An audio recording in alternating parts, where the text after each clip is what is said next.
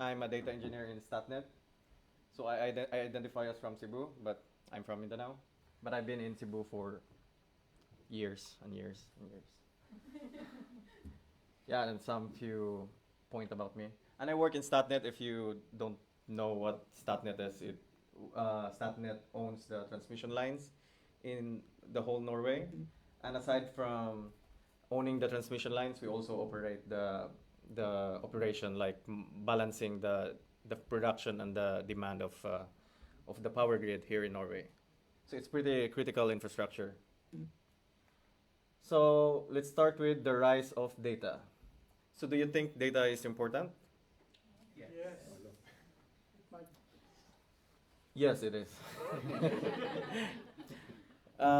There's also a saying that, or a phrase that data is the new oil, and we're getting mined by a lot of companies now. Facebook is mining our data, and other companies. So a short history about data. So data, it started, or let's say it has always started since the inception of any way of recording informations.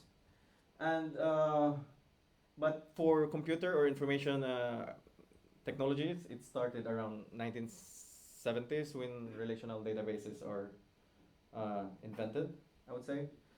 And then that's the time where database administrators, data warehouse engineers, ETL engineers, and data analysts were born. And in 1990s, that's the time where there's the internet boom, and that means that we have a lot of data in forms of websites, traffic analysis of websites, and such. And just after another decade, or there's quite a few development in this year period, but that's a time when big data was kind of like popularized. So it means that there's a lot of data, and we have to manage it or store it like in a different way than before. And then that time we have a lot of data, we need a way to analyze our data. So data scientists were born in this period. And then 2010, there's more big data. It's because of mobile advancement. We have data in our phone. Everybody is using phones, and there's a lot of sensors, IoT devices, and many more. So that's the time where data lake is conceived. Machine learning, deep learning, data engineering. But data engineering has always started from the data warehouse, but it was popularized in this period. And then, yes, and now it's like a lot of AI and machine learning. If you have noticed about how ChatGPT has changed the industry. And that is because the sheer amount of volume we are storing now is crazy, and that's like from 2 zettabytes to around 120 zettabytes this year. And just as a reference, zettabyte is 1 million petabytes, is it? And 1 petabyte is 1,000 terabytes. That's a lot of data. So I said that it will fit in the screen. So this is the data landscape in the year 2016. So we see a lot of analytics, machine learning, databases, applications, and data sources and APIs. And this is in 2018. Still fits. 2023. It still fits. It's a little bit scary, but this is the best time to start as data professionals, because everybody is not sure what they're doing. There's a lot of data, and there's a lot of technology, and there's a lot of ways of doing things, and basically, yeah, we don't know what we're doing. And then, yeah. So the getting started, these are the common, let's say, professions in the data field right now. And yeah, machine learning and AI engineers, They build models and build artificial intelligence based on machine learning models, and data scientists also build models and a lot of things that are probably too boring right now. But don't worry, because even if we have a lot of technologies now, the foundation remains the same. You just need to start. You should. These are my recommendations on things that you should focus on if you are starting as a data professionals. I would say SQL is a very, let's say, mandatory for foundation. You have to learn how to use SQL. You have to learn how databases work. And Python is it's subjective. It's just like it's widely used in data analytics and data science now. The frameworks available are quite established, but you can use whatever framework you want or whatever programming language. Rust is gaining popularity now in the data field as well. Bash, it's also preferential, but this is shell scripting. It's you can use any scripting, but it's not I would say mandatory, but it would be very helpful. And the technologies in the bottom are some of the technologies that you can also find in other IT fields, like Git mentioned earlier. You need to learn how to version control your code or version control your resources. It's stored in GitHub, AWS and Azure cloud platforms. Power BI, I just put it here for BI reporting tools, because it's you can use the desktop application for free, and it's yeah, it's if a lot of companies in Norway uses Microsoft, and it just makes sense that a lot also use Power BI. And then I guess you're familiar with this logo, and also math, because a lot of the data science work requires mathematics and statistics. Yes. As you can see, if you search for SQL in LinkedIn, there's a lot of results.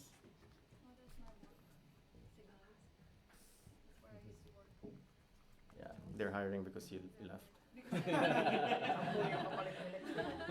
And Python, it's very used right now in data.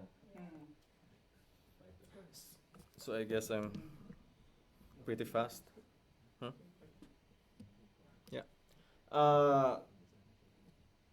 I'll just discuss the last slides. Key takeaways.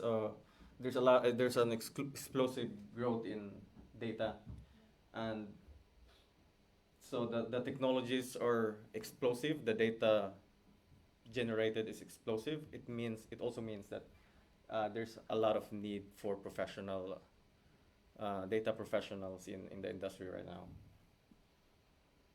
Essential skill sets. There's a lot of technologies now, but the fundamental understanding required remains the same. So data is the new oil. Data is the lifeblood of decision making and innovation today. Just quick statistics. ChatGPT 4 or 4 was trained with 500 gigabyte of data, around 500 gigabyte of data. And that's just like the initial training. It keeps on getting trained today. And there's diverse career opportunities. That growing demand for skilled professionals means like people just creates a different role. Like it keeps on changing. Like Marilex is a BI and analytics engineer. Or you can find ETL engineers. You can find reporting engineers, analytic analysts, and BI developers, BI engineers, and a lot of roles. I guess that's it for my part. I can take. I still have 5 minutes, so I can take a few questions if you want. No questions? No, I think I'll ask for them. Because I was just thinking, like, if I am like an aspiring data engineer, what would you advise for me to start with when it comes to coding? Should I start with like SQL-oriented programming? It's just like plain SQL is enough. You think knowing SQL will be enough for me to get a career in Norway? SQL is not enough, but it's a good start. You have it depends on which role you want to start, because SQL is common to almost majority of this role, but SQL is never enough if you want something. So you also need to learn how to code. Think of coding as a superpower. Why don't you want it, right? And the mindset of automating is also very important. So there's a lot of technologies now. Let's look at a smaller model. And majority of these tools have similar technologies, and not everything is used by a company. So it really depends. But my main recommendation is to start with SQL and then Python, and then whatever automation or shell scripting choice you want. And learn databases as well. Question. This is for the this is for the maybe for the new aspiring for data. Is there any like a certification that I can start in order for me to learn the data that I could try to focus, and then I will try to get like associate professional like that? Yeah. There are a lot of certifications, but it is very technology oriented or technology focused. Like if you want to focus as a data engineer in Azure or in AWS, then they have certifications. But I wouldn't really recommend a certificate. I think in the Norwegian society, or Yeah. engineers, we don't really care too much about Yeah. certifications. Yeah. So you need to have the ability to show that you know what you're doing, or you have the attitude to learn. That's very important. Aside from that, the certification, it's just like nice to have. It's for your own learning, I would say. It just shows that you're willing to learn. But yeah, there's a lot of technology. Snowflake is quite famous as a data warehouse now. There's certification for Snowflake. There's certification for Python as well. There's certification in Power BI. Yeah. I have one more question. Do you think not knowing the language, Norwegian language, could be a barrier for getting a career in data world? Please repeat the question for the. Yeah, the question is if I think the language is a barrier for the career. It is a challenge, but not a barrier.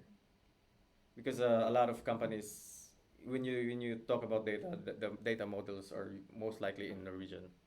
So if you are going to focus on roles that are close to business, like data analyst or business intelligence and data warehouse, they're quite close to the business. So you need to learn the business, and you need to learn the language. You need to learn the language on which what is this data model means to the business. But if you work as a more like a little bit not aligned or not aligned, but it's like a little bit away from the business, like if you do database administration, data science, data engineering, database maybe.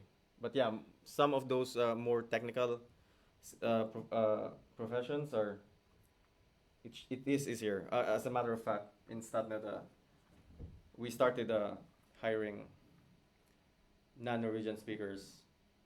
I don't speak Norwegian as well, but I understand a little, and it's a challenge, but it's not impossible.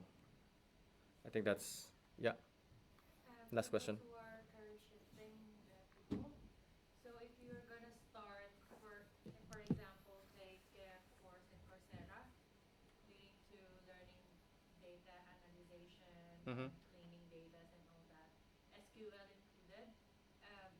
That are you saying that it is not enough for you to finish that course from Coursera to get started or to boost started into shifting a career into IT? I mean, Or what do you it recommend to do depends. after that? Please repeat the question. Uh,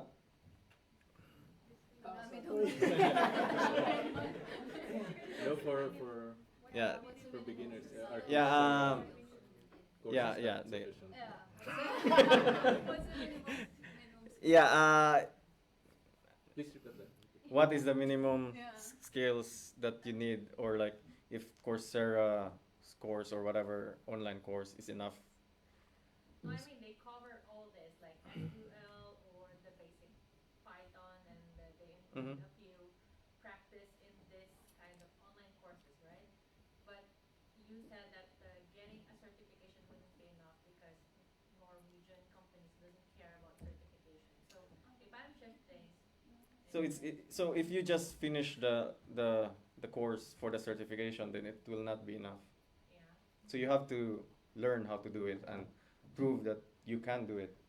What do you recommend to do? After Do that? some projects where you can show that you can do what you say that you can do. I think Jeanette could say something about it because she doesn't have. Yeah, we can do this Yeah, in the you fireside could ask chat her later, Jeanette, because because I'm she's the right overboard. person to talk to. Our next speaker is Bravo.